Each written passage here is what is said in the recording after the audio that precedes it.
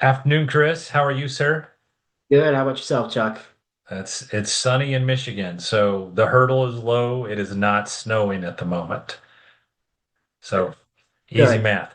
So first question. Well, the reason we're meeting today and chatting is hopefully to spread a little bit more information about you and who you are and why you're at Raymond and a little bit about your background. But the first question is we're going to ask you pronounce your last name for us. Absolutely. It's pronounced Wiechec Well, very good. I'm sure you've heard or had that question posed to you numerous times in your life. all the time. All Shockingly, even for my last name, Story, it's not so much how do you pronounce it, but how do you spell it? Is it an R-E-Y? Is it an R-Y? And my answer is a book, like a book. But anyhow, I digress.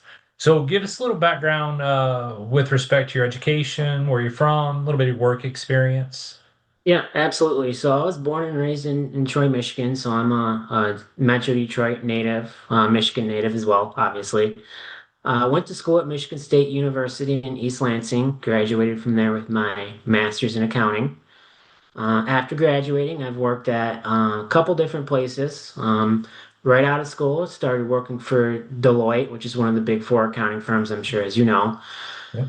I worked in their core forensics unit, and right as I onboarded with Deloitte, there was a big automotive manufacturer that got wrapped up in a scandal, and I had to go. Well, I didn't have to. I got to go to Germany to help investigate that case on behalf of the company for a whole year. And that case was Wow. a very large case and made global news headlines for quite some time. Uh, Nice. Yeah, after moving on from Deloitte, I worked for the Michigan Department of Health and Human Services. Got to come back home. I moved to Saginaw, Michigan, where I currently reside right now. Um, Working for the state, I conducted Medicaid fraud, waste, and abuse investigations. So those types of investigations were generally related to Medicaid false claims involving false ownership interests, services not rendered, kickbacks, and all sorts of other stuff that you could think of that would go on with the Medicaid program.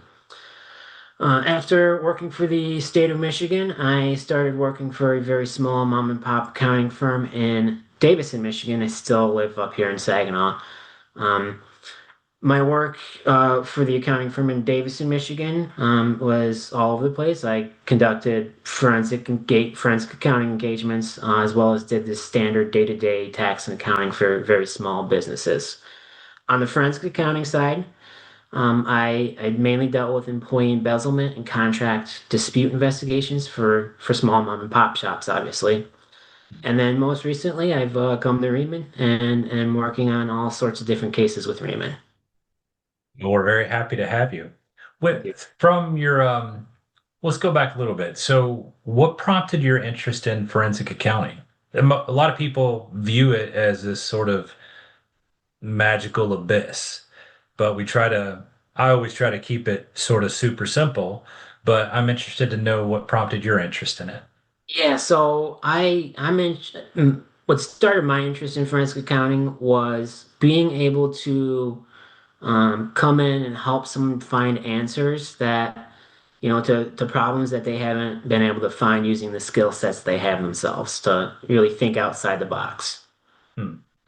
That we talk about it all the time here is thinking outside of the box, creative problem solving really is the core thought process that has to be employed in whether it be forensic accounting proper or any of the problem sets were addressed. So you nailed it right there. Um, any particular matter you've addressed in the past or even current that stands out? Yeah, I think one of the most recent cases I worked on was related to one of the small mom and pop shops I was working with. Just getting back to the thinking outside the box sort of issue here. We we working for the small accounting firm down in Davison, we did this guy's day-to-day accounting. And after a while of doing his accounting, we noticed that his bank and credit card statements weren't making any sense when we received them. And what I mean by that is, you'd look at a beginning balance on the bank statement and then you'd add up all the transactions on it and it wouldn't equal the ending balance. So something was off with his bank statements. Come to find out, the reason those bank and credit card statements were off is because he had recently transferred the accounting duties for his business from himself to his girlfriend. And through kind of engaging with the business owner, we found out that his girlfriend was actually manipulating the bank statements and was actually charging on his business credit card significant sums of bills to be paying off gambling debts. Oh, wow.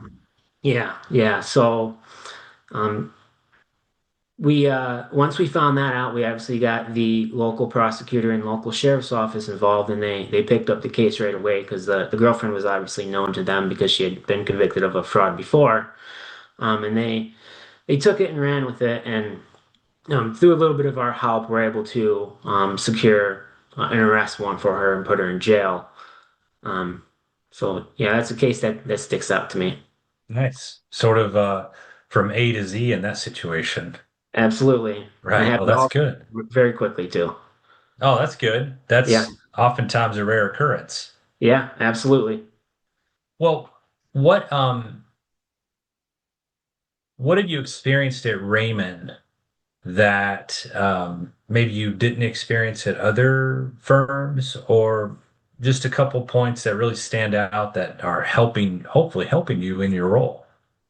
Yeah, there's two different things I've experienced at Rehmann that I haven't really experienced anywhere else. And the first thing is just the diverse backgrounds of the people in the forensics group Hmm. that um, really bring all sorts of different viewpoints to the table to work a case and all sorts of different tools, if you will, in the toolbox to think outside the box and get the case resolved.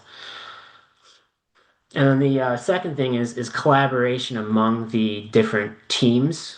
So obviously we have our own forensics unit here, but we definitely I see a lot more collaboration between different service lines, such as the accounting services line, as opposed to in at other firms, it's usually more of a siloed sort of system. Okay, gotcha. Yeah, I don't like silos. Answers typically come with collaboration and different viewpoints, so I completely agree with you. Couldn't agree Well, more. a little bit more about you. What is it when you're done with work and you want to kick your feet back and have some crisp time? What is it? What is your go-to? Yeah, I during the warmer months of the year, I generally like to go to the driving range after work and spend about an hour just hitting golf balls and thinking about nothing other than doing that. And being frustrated, right? Actually, we haven't played golf together, so maybe you're not frustrated at the golf at the range. It all depends on the day. All depends on the day.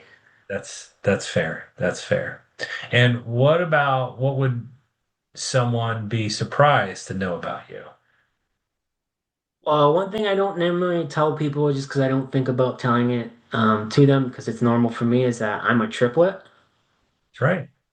And yep, so I have another brother and another sister the same age as me. And just Okay. a fun story. If you're ever in the Lansing area and you think you see someone that looks like me or you think it is me, you might want to check to make sure it's actually me before you start talking to him because he'll generally just say, "I'm not Chris," and walk away. Oh my goodness. Yeah, So don't disclose secrets to a random individual that may look like Chris. exactly. Don't do that. Don't do All that right. either. Well, fair enough. Well, any other comments you want to let our folks know about you?